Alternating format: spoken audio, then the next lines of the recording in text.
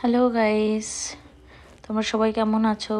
এই দেখো আজকে অনেক দিন পর আমি ভিডিওটা বানাচ্ছি।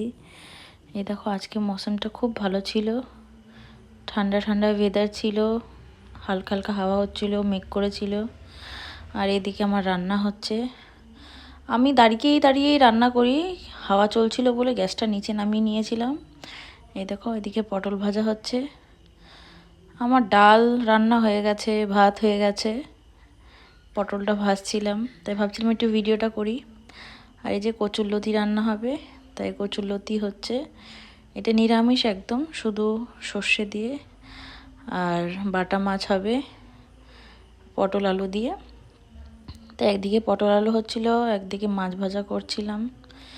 এই যে মাছ ভাজাগুলো হচ্ছে, একদিকে পটল আলু হচ্ছে, তাতে কি সুবিধা, তাড়াতাড়ি হয়ে যাবে এর জন্যে।